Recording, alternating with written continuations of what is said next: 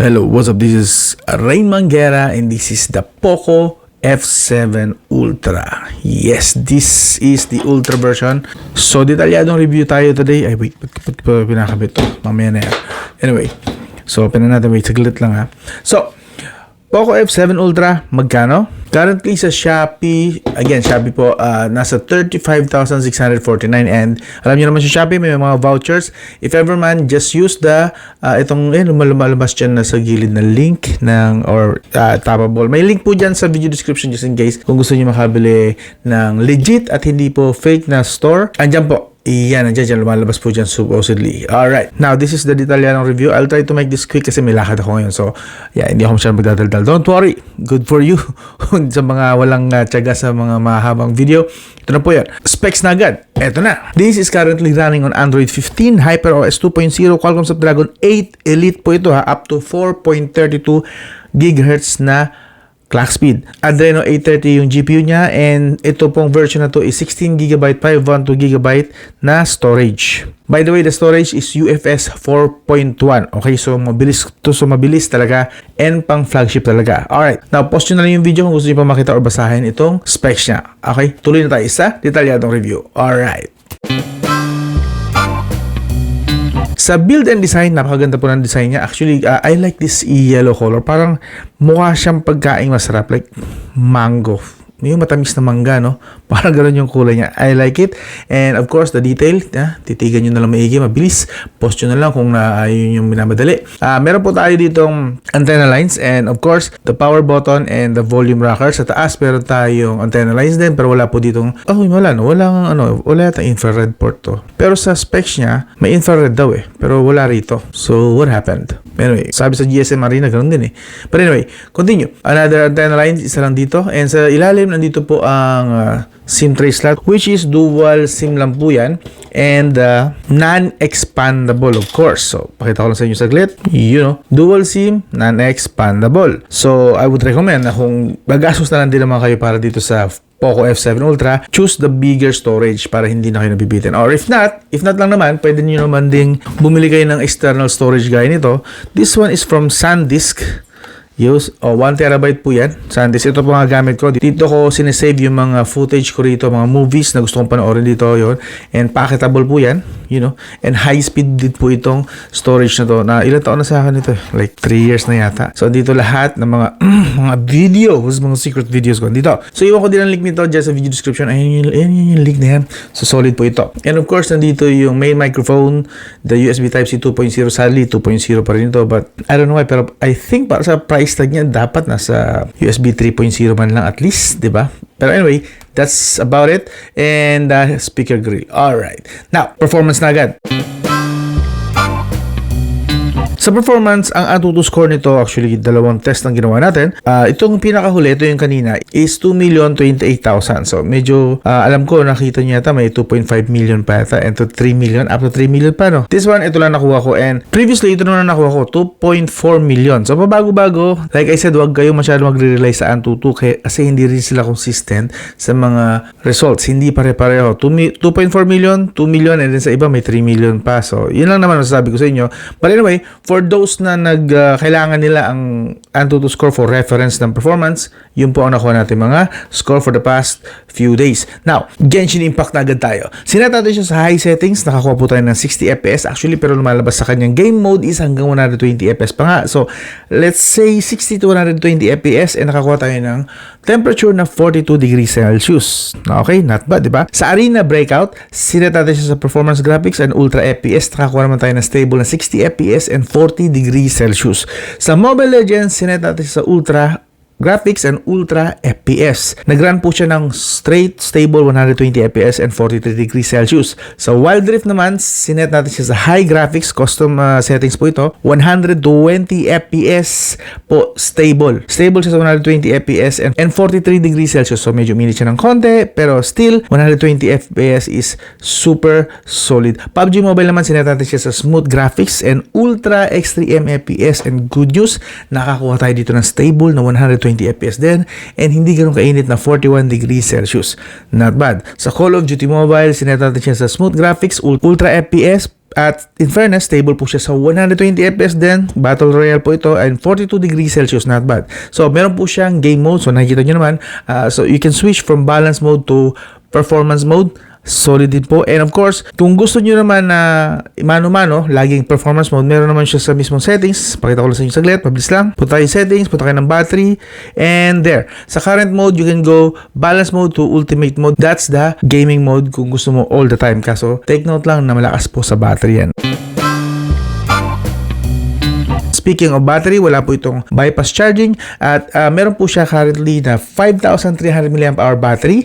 120 watts wired po ang kanyang pinaka max speed sa charging and kaya niya pong i-full charge ang smartphone na to from 20% to 100% in 20 to 30 minutes.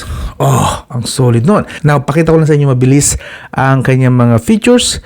Charging options, meron po tayong top speed, yun, and standard kung gusto niyo naman na sobrang, yung tipong 60 to 90 watts lang, yan, sa standard yun. Pero kung gusto mong sagarin yung 120 watts, top speed. Alright, wireless charging mode, supported din niya up to 50 watts, kaso wala sa box yung charging pad niya or any charging charger.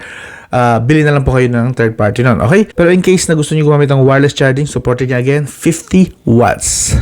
Alright, and yes, reverse wireless charging kung may mga gumagamit po dyan and pwede rin nyo rin pong ilimit yung charging speed niya. Alright, now, lipat na tayo sa display. As you can see, pakita ko lang sa inyo yung puti na version. Ayun, maganda po ang screen. Wala po kayong masasabing pangit yan actually. This is 6.67 inch, diagonally 2K, up to 2K at 120 Hz screen refresh rate. Actually, you can customize yung kanyang, yun ang gusto ko rito eh. You can customize actually yung display resolution under display and brightness sa settings po yan. All this time, okay, just so you know lang, para sa review nito, the whole time 2K resolution po siya at nakaset siya sa 120 Hz screen refresh rate. But if you want na makatipid sa battery and stuff like that, you can go sa 1080p lang. 1080p lang and you can adjust the refresh rate to 60 Hz. Yun ay kung gusto niyo lang naman. But like I said, dito sa review na to, sinet ko lang siya sa 2K and 120 Hz screen refresh rate. Okay, understood? And of course, meron din siyang dual core visuals. Ayan po. At tinarano natin siya. That's, sabi ni Poco is an extra CPU and extra chip para sa enhancement lang ng visuals niya. So, ganyan daw mangyayari. Makikita nyo naman dyan. But, I don't think kailangan pa ito ng isang Qualcomm Snapdragon 8 Elite. But, it's there. So, since Poco claim na nandyan yan, good. Now, syempre para sa mga tropa natin na gagamitin ito sa labas, ang supported po niya up to 1,800 nits brightness. That's very good actually. And actually meron siyang sunlight mode na kaya mag-peak. You can turn this on. Kaya niya mag-peak hanggang 3,200 nits brightness. That's actually super bright and that's not recommended. Malakas po yan sa battery and possible na mas mabilis na mag-cause ng AMOLED burn. Yes, this is an AMOLED. So, kitang-kita nyo naman dyan. Ang ganda ng display po niya. Makakapanood po kayo dito. May HDR support siya and Dolby Vision support. Ang solid. So, again, like I said, kung magandang display lang naman ang hanap nyo, ito yon. Alright. Now, other stuff, 250 Hz touch sampling rate supported niya. That's good for gaming. 10 multi-touch din. Supported niya. Yes. Sa mga maraming daliri ang ginagamit during Mobile Legends and other games nila. CS multi-touch, 10 kaya sabay-sabay. And Widevine level 1, supported din niya sa Netflix and other na merong Widevine L1 or DRM na support. Now, lipat na agad tayo sa audio. Sa audio, actually, goods naman siya, malakas din and maganda rin yung bass. Para di ko lang sa inyo saglit.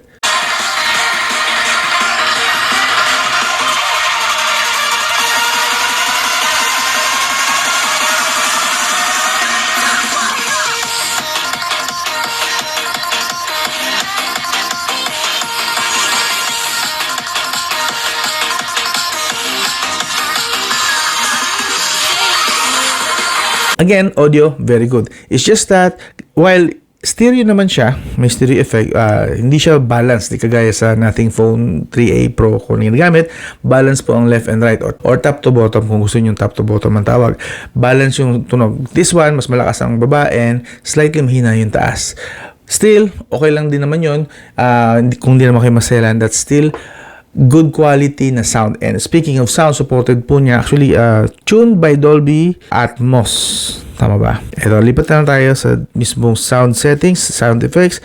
And yes, Dolby Atmos. And you can switch to Xiaomi sound kung gusto mo lang naman. And supported din po niya ang graphic equalizer. Ang kinaganda pa rito sa audio po tayo, is meron po siyang Bluetooth 5.6. That means, supported po nito ang lossless, take note, lossless audio wireless sound trip nyo. Yes, lossless. That means supported niya ang LDAC, LHDC version 5, lahat ng Qualcomm Snapdragon aptX kasama ang TWS at HD, SBC, yung pang-gaming na kailangan mababa lang ang bitrate, and AAC supported din po niya. So, solid po rito ang inyong wireless listening pleasure. Alright? Okay. Lipat na tayo sa camera naman. This has 50 megapixel wide and with OIS po yan. 50 megapixel telephoto up to 2.5 times zoom with OIS din. 32 megapixel na ultra wide. Okay? Sa front naman, meron po siyang 32 megapixel na selfie cam. EIS lang supported yan but still, that's better than nothing. Now, ito po ang kanyang mga nakuhang mga images. As you can see, maganda naman po, mostly vivid, ayos. Kaso, pansin ko lang na medyo pangit yung kanyang dynamic range, at least sa mga shots na nakuha ko, and may arrow naman at the time, parang hindi po balance yung black, parang naglilin siya sa black, at saka yung, I don't know, hindi balance eh. Mostly naglilin talaga sa black, and although most of the shots naman acceptable, may mga shots lang na feeling ko malabnaw siya para sa, for my taste at least. But still, okay naman siya overall. It's just that for 35,000 pesos, medyo bitin lang ako ng konti. Yun ay sa camera naman. I guess, pwede naman na mag-improve yan sa software update, but that's for future pa na fixes. Right now, medyo bitin ako sa quality at lalo sa dynamic range ng kanyang mga kuha. Usapang video naman, eto naman. So, this is the 4K 60 FPS. And yes, obviously, may OIS. Naglalakad lang tayo. Stabilize naman siya. Kamusta ang microphone? Hagdan. Oop. Okay, so I think very nice. So, okay. I would recommend kung gagamit na din mo kayo na talagang pinakamaganda at gumagana pa yung OIS niya, go for 4K 60. Stabilized naman siya. Not flagship level pero okay na. Very much reliable na yung kanyang, again, stabilization. Lipat tayo sa front saglit. So, ito naman ang 1080p 60 front camera. Yun yung max niya. Naglalakad tayo. EIS lang yata.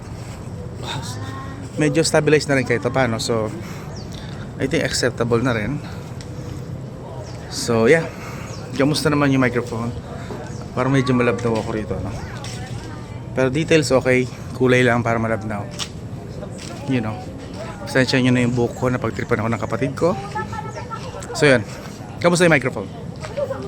So, legit po yung OIS niya. Napaka-smooth, napaka-stable. Solid. Okay. So, camera, very good. Sa 1080p, medyo bitin lang din. Again, for 35,000 pesos, wala tayong 4K resolution video recording. Well, still, I don't know. I guess ang pinaka-binayaran natin dito is yung pinaka-chipset. Yung Qualcomm Snapdragon 8 Elite. Kaya ganito siya kamahal. Yes. Now, lipat tayo saglit sa battery ulit. May nakalimutan lang ako na part. Sa PCMark, this one is actually very good. Kailangan kong balikan ito. How come na nakalimutan ko ito? Sa PCMark, sa full brightness, full volume, 8 hours, 25 minutes. Actually more than, above average siya. So, solid po siya sa PCMark. Again, this is full brightness, full volume with internet. Now, lipat tayo sa half brightness. Sa half brightness, half volume with internet, 13 hours, 47 minutes. Again, sobrang above average po. So, goods po yung kanyang battery optimization. Good job. Good job, good job, good job. So, makunat na siya. Fast charging pa. Saan ka pa, diba? Ang solid nun. And finally, connectivity. So, this smartphone, this Poco F7 Ultra supports 4G LTE, 5G VO LTE, yan, makikita nyo sa screen, and VO Wi-Fi. That's voice over Wi-Fi. And supported niyang Bluetooth 5.6. Meron daw siyang infrared port, pero hindi ko po siya nagamit. Sorry, hindi ako gumagamit kasi ng infrared sa smartphone as remote. So, you can check for yourself. Pero GSM Arena claims na meron infrared to. Okay? Wi-Fi 2.4 GHz, 5 GHz din supported din niya. And good news, Wi-Fi 6E and Wi-Fi 7 na rin siya certified.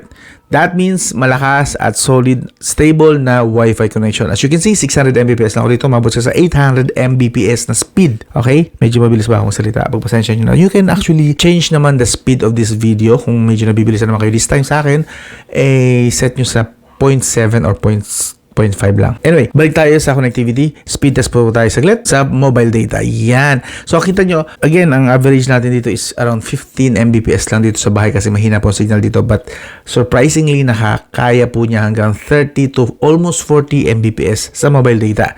So, ang lakas na nga niya sa Wi-Fi, ang lakas pa sa mobile data. Solid din po si Poco F7 Ultra. Okay?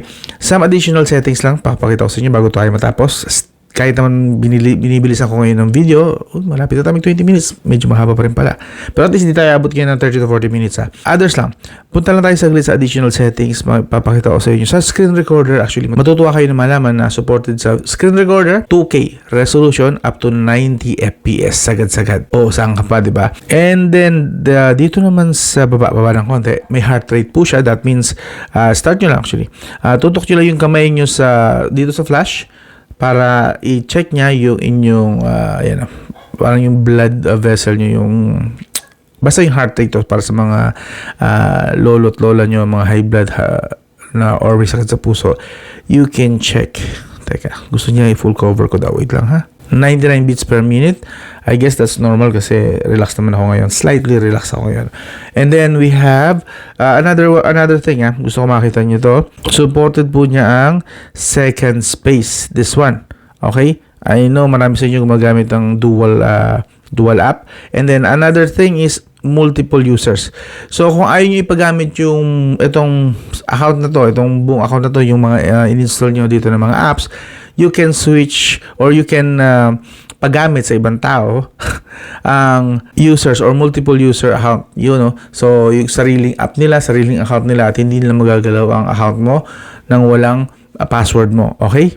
So, yun. You can turn this on para mag-add siya ng guest account. Ika nga. So, magiging smartphone nila at hindi mapapakailaman yung account mo or mga apps na in-install mo rito. And then, finally, sub-verdict. Okay.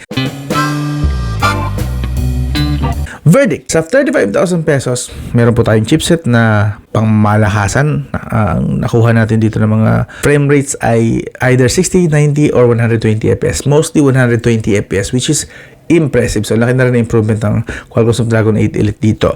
Pero, wala po tayong masyadong nilaro na masyadong heavy na games, pansin nyo. Pero kung napapansin nyo, konti lang yung mga games na tinest natin. No?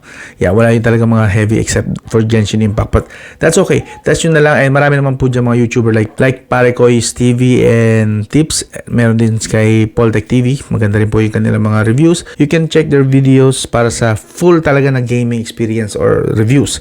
Now, for me, chipset, good. Battery, very good. Screen, super good.